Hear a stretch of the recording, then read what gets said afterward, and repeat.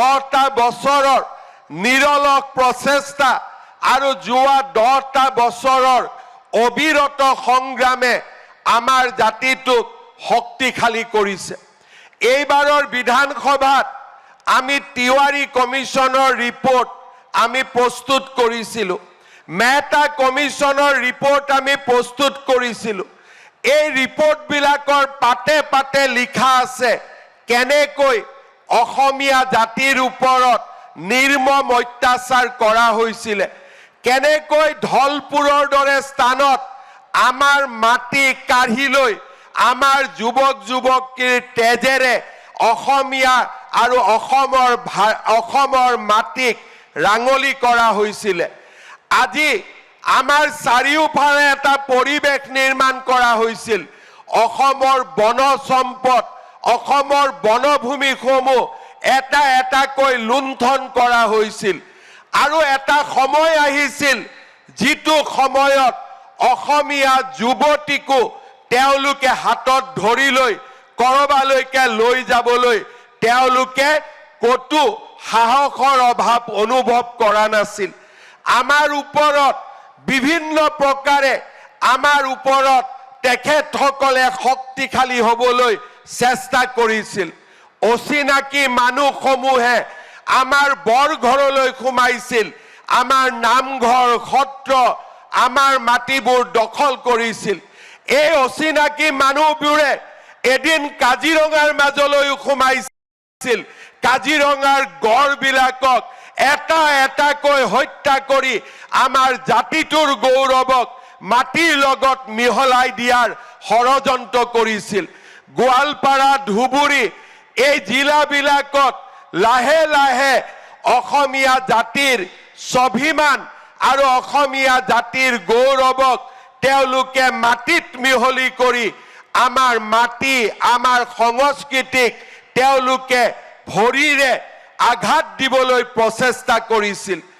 আমাৰ অসমীয়া জাতিৰ সাংস্কৃতিক সম্পদসমূহৰ ওপৰত আক্ৰমণ কৰিছিল আৰু আটাইতকৈ ডাঙৰ অসমীয়া জাতিৰ অৰ্থনৈতিক স্বাধীনতাৰ ওপৰত তেওঁলোকে আক্ৰমণ আৰম্ভ কৰিছিল।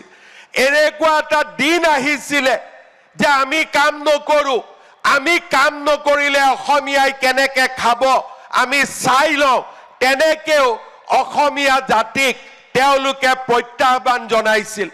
মহাপুৰুষ শ্ৰীমন্ত শংকৰদেৱৰ জন্মভূমি বটদ্ৰৱাৰ ওপৰতো তেওঁলোকে তেওঁলোকৰ আগ্ৰাসী হাতেৰে আমাৰ সেই পবিত্ৰ ভূমিবিলাকো তেওঁলোকে হস্তগত কৰিছিল।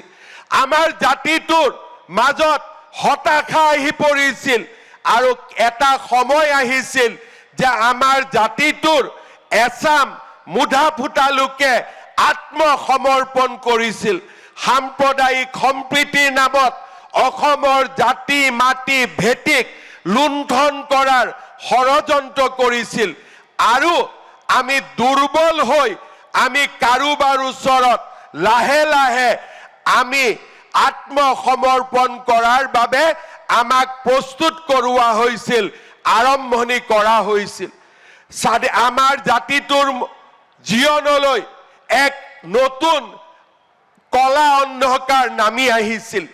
সেই সময়ত আমি প্ৰতিজ্ঞা কৰিছিলোঁ যে নহয়, 860 গৰাকী শ্বহীদৰ প্ৰেৰণাই আজিও আমাক উদ্বুদ্ধ কৰে। 860 গৰাকী শ্বহীদৰ প্ৰেৰণাই আজিও আমাক অসমীয়া জাতিৰ হৈ যুঁজিবলৈ আমাক প্ৰেৰণা যোগায়। 2014, 2016, 2021 প্ৰতিটো নিৰ্বাচনতে আমি সংকল্প লৈছিলোঁ যে আমি আমাৰ ৰাজনৈতিক ভৱিষ্যতক আমি কাৰোবাৰ ওচৰত আমি আমাৰ হাতৰ পৰা কাৰোবাৰ ওচৰলৈ হস্তান্তৰিত হ'ব নিদিওঁ। অসমীয়াই ৰাজনৈতিকভাৱে, সাংস্কৃতিকভাৱে, অৰ্থনৈতিকভাৱে এঘৰি যুঁজিবলৈ সাজু হৈছিল।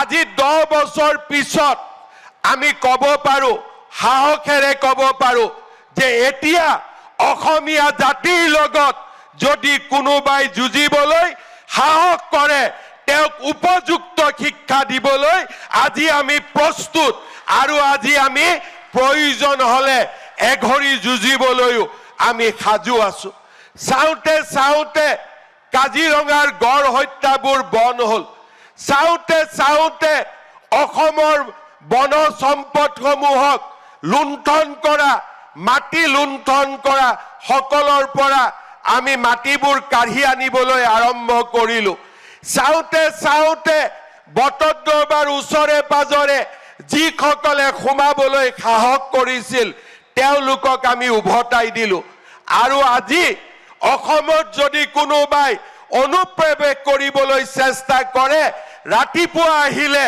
2 ঘণ্টাৰ ভিতৰতে তেওঁলোকক উভতাই দিয়াৰ প্ৰক্ৰিয়াও আমাৰ এই চৰকাৰ আৰু অসমীয়া সমাজে আৰম্ভ কৰিলে আজি অসমীয়া সমাজে অৰ্থনৈতিকভাৱেও স্বাৱলম্বী হ'বলৈ আৰম্ভ কৰিলে আজি আমি এখন নতুন অসমৰ সপোন যিখন অসমৰ সপোন 860 গৰাকী শ্বহীদৰ আত্মসমৰ আমাৰ আত্ম যি তেওঁলোকৰ ত্যাগ আছিলে আত্মত্যাগৰ ভেটিত নিৰ্মাণ কৰা আত্মত্যাগৰ ভেটিত নিৰ্মাণ কৰা এখন আমি সৰ্বাংগ সুন্দৰ অসম স্বাভিমানেৰে পৰিপূৰ্ণ অসম এখন নতুন অসম নিৰ্মাণৰ বাবে আজি আমি আগবাঢ়িব পাৰিছো যিকোনো খবৰৰ বাবে যোগাযোগ কৰক 7099017330 লগতে 7099017110 নম্বৰত